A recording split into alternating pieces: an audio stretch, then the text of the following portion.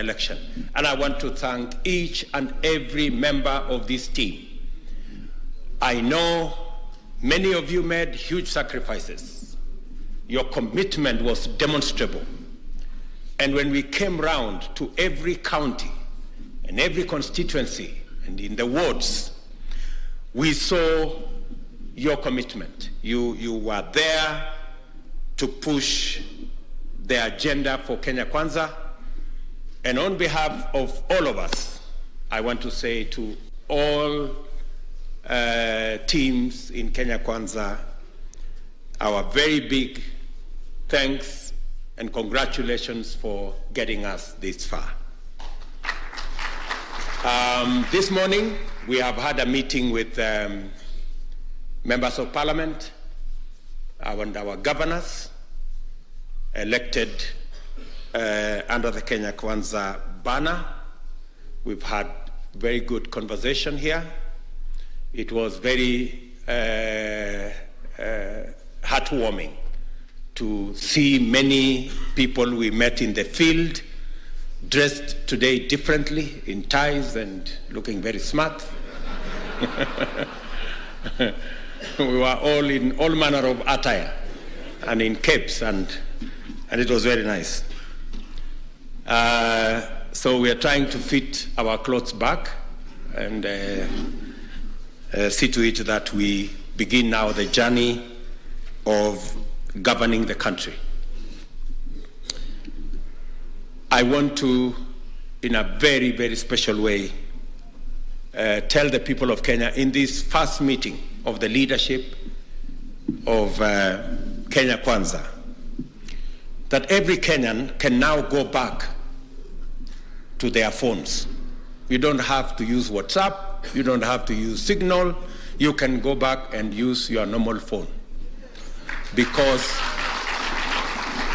blackmail, intimidation, threats have come to a stop. I want to promise the people of Kenya that our administration will have nothing to do with the blackmail we have seen, the threats we have seen, the fear that has been sold around the country, that you cannot talk to this or that person because they don't share your political views. I want to tell the people of Kenya, we are having our democratic country back. And everybody can speak to everybody about everything in every way they want. And nobody is going to victimize them. We live in a democratic country, and that is how it should be. To those of us who have been elected, from all the political parties, and especially those who have been elected, those of us who have been elected in Kenya Kwanza, I want to tell you right from here that with the leadership position that has been bestowed on us, the national leadership and the leadership at every level, that leadership that we have won bestows on us a lot of authority. But I want to tell you that with authority comes responsibility. And with responsibility comes accountability. So we must be alive, even as we celebrate that we have won, that on us is authority, yes, but a lot of responsibility has been put on our shoulders, and the people of Kenya expect of us that we must be accountable. The greater the responsibility we have, the higher the accountability bar that comes with it. And therefore, as we celebrate this moment, we also must focus on making sure that we deliver on our commitment. I have seen on TV screens people from all corners of Kenya saying We listened to you guys.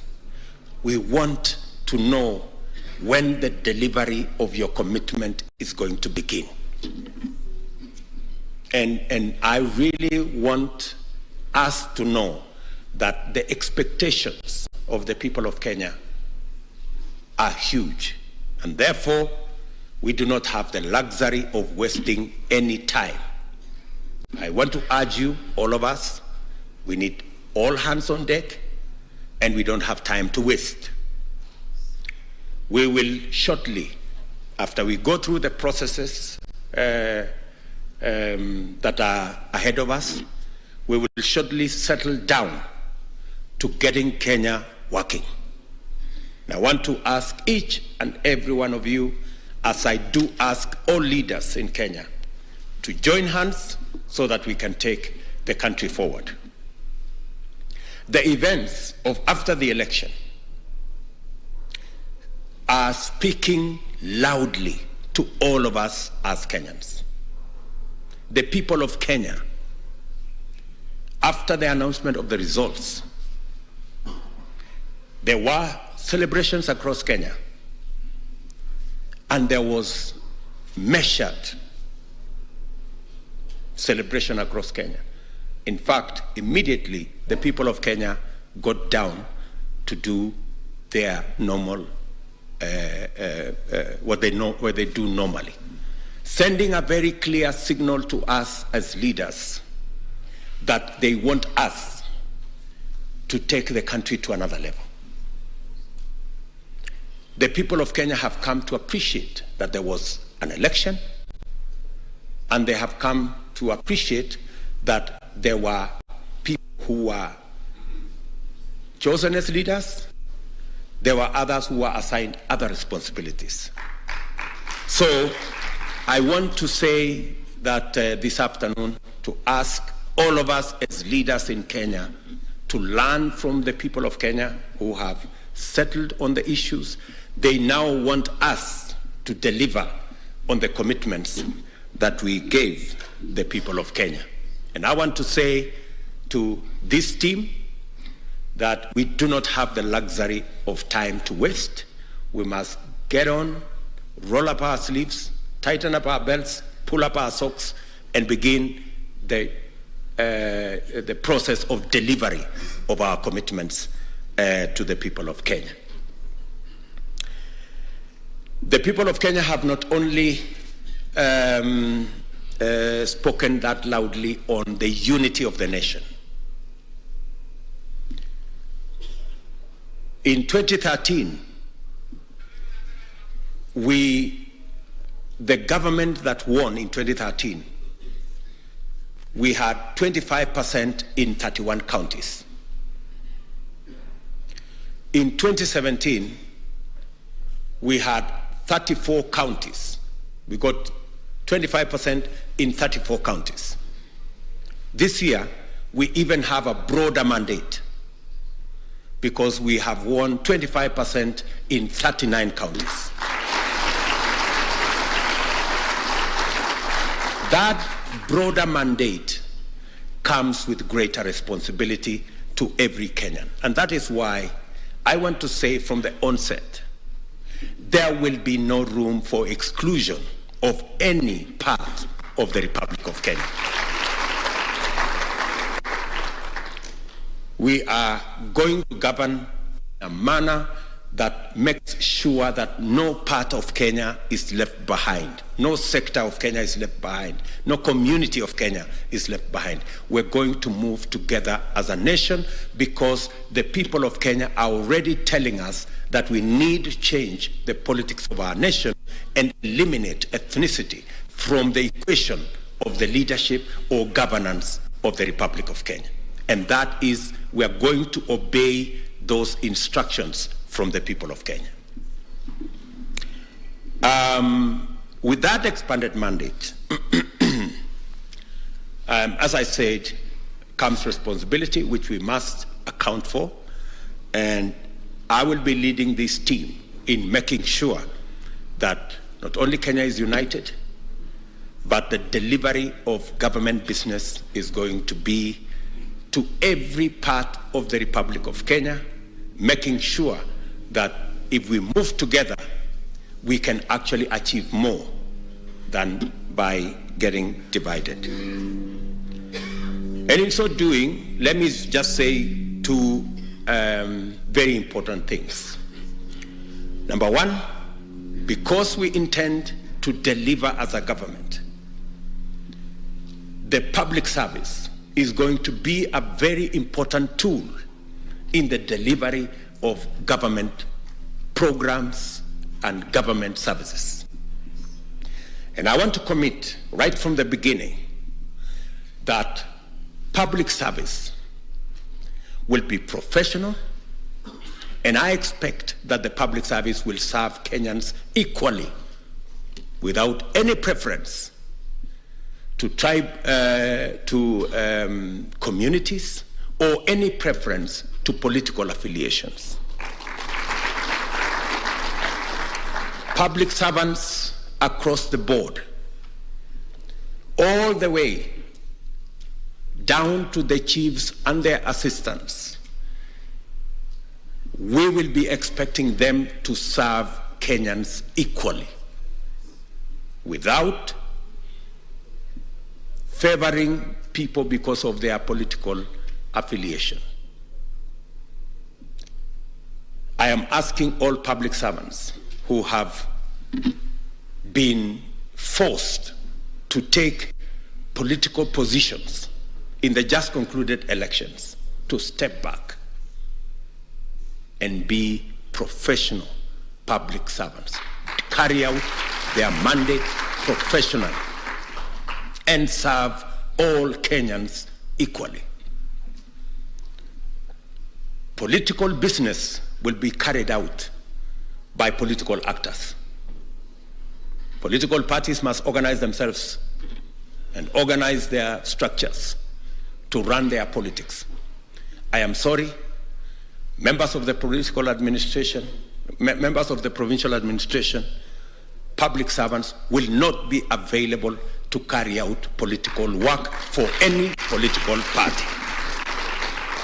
It is the only way we can have a government that delivers. Political parties, including ours,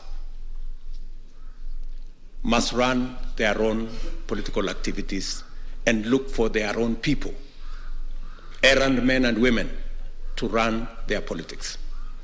Members of the provincial administration, public servants, will not be available to do any political work for any political party. We want them to remain independent, to work for all Kenyans, irrespective of which party they belong to, or which community they come from, or what region they come from.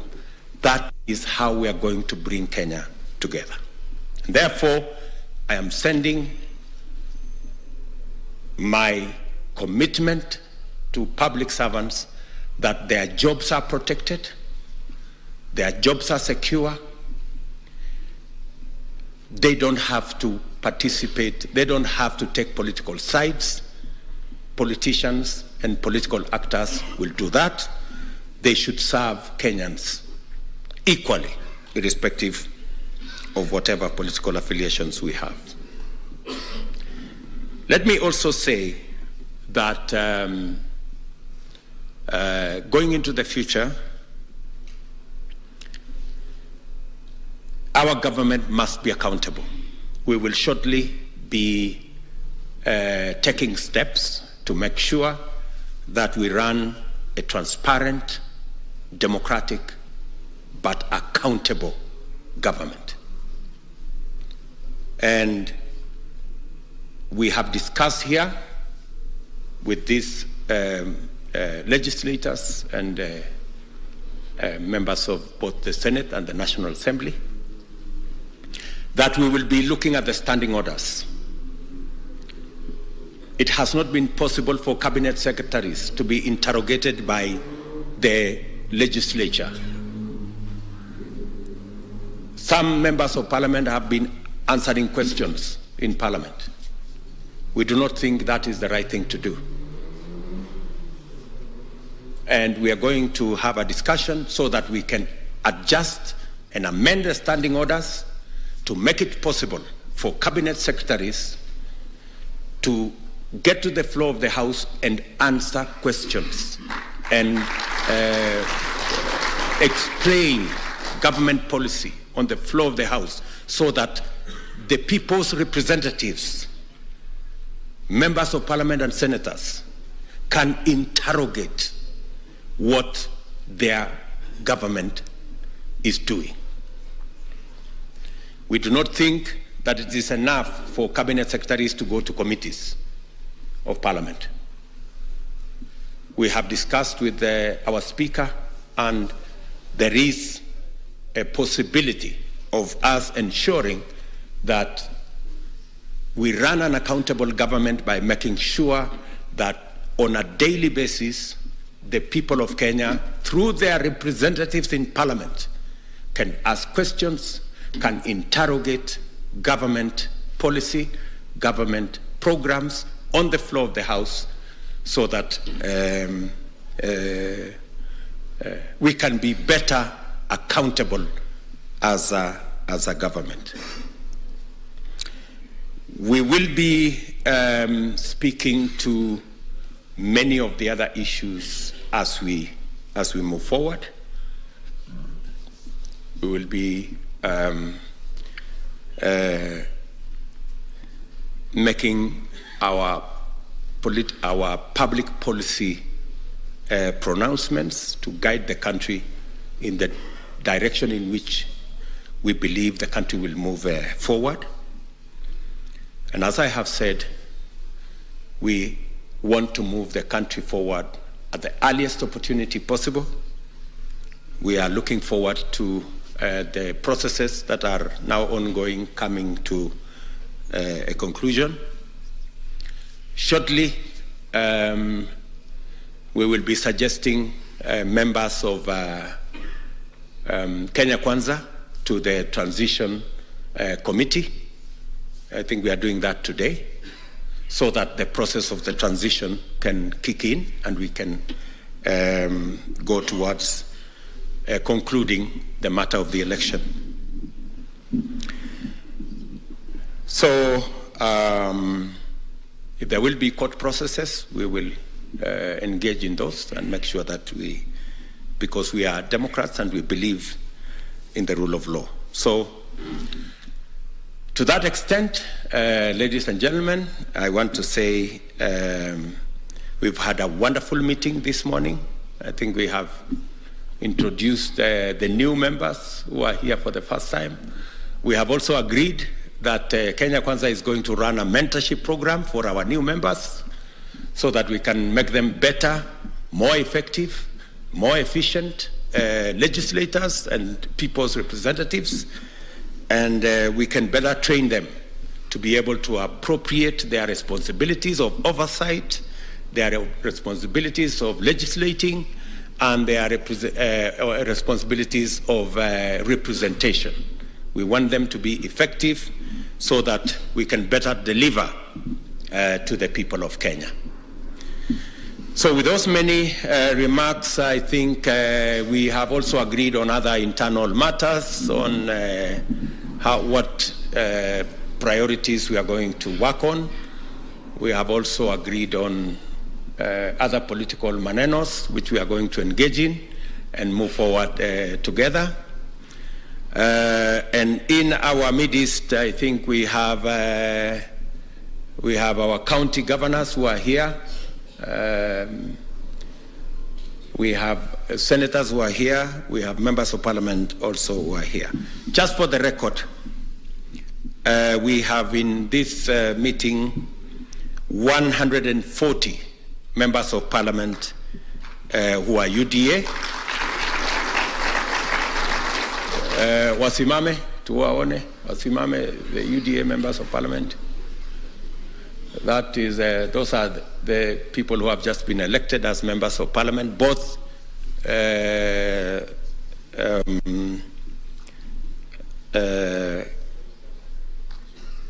excluding senators. I think just members of parliament. and women reps. I'm saying when I say members of parliament, including women reps. Wasimame. Can we round of applause for them? Asante sana. Thank you very much. We have senators in the House. Our senators. We have 24 senators.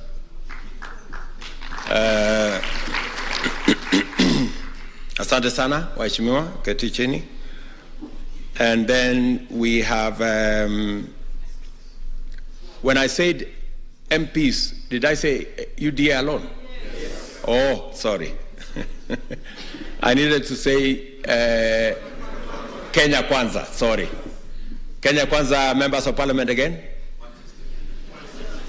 163 of them. They are here. Asanteni sana. Thank you very much.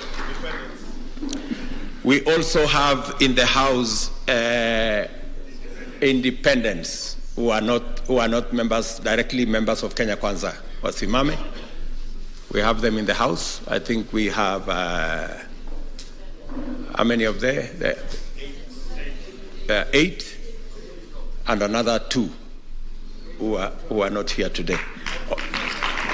Okay, so out of 12, I think 10 members of the 10 independent members have joined our team.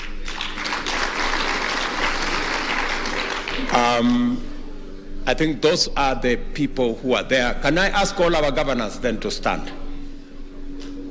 Magavana wetu. Let's do the governors first. Thank you very much. Those are our governors. Asanteni sana. And then the deputy governors, wasimame. Very good. Asanteni sana. We still have 2 outstanding governors because the elections have not been carried out. And we are confident that those 2, we will deliver them to Kenya Kwanza. We are confident. We also have 4 members of parliament whose elections have not been carried out. And we believe that all the 4 will come to Kenya Kwanza. So, ladies and gentlemen, let me say we are truly grateful that you have found time to come, and we appreciate that it's the moment to consolidate and move the country forward. So, asanteni sana to all of you, including members of the media. Welcome to lunch. There is lunch here. Sawa sawa. So, asanteni sana. We are party leaders here. Let me, maybe just for purposes of the media, let me introduce my good brother, Musalia Mudavadi, in our midst. Moses Wetangula, in our midst. JB Muturi, in our midst. Oh yeah, we have a good, a one-man party. My good brother, Fabian Mule, the member of parliament for Kangundo, joined our team as Kenya Kwanza. And then we have my good brother there also, Nyakera. We have the chair of UDA, Mr. Mudama, is in the house. We have Alfred Mutua, the party leader of Chap Chap. We have Amazon Kingi, the party leader of PA. We have Aden Duale, the one and only. We have Alice Wahome, the Iron Lady of the House. We have Salim Buria in the House, the governor, outgoing governor of Kwale. Our Director General, Mr. Nanok, the one and only Sonko of the whole world, I'm told. There's only one Sonko. Moses Kuria of CCK is in the House. Festus Kiunjuri, Mwangi in the House. And all of us, we are very proud members of Kenya Kwanza. So, nataka niseme asante sana to all of you. We wish you well, and we are looking forward to working with each. As I said earlier, I am looking forward to working with each and every one of you. We will keep these consultations as frequent, as often as possible, so that we can listen to every idea and consolidate our way into the future. Asanteni sana. May the good Lord bless you. Asanteni sana.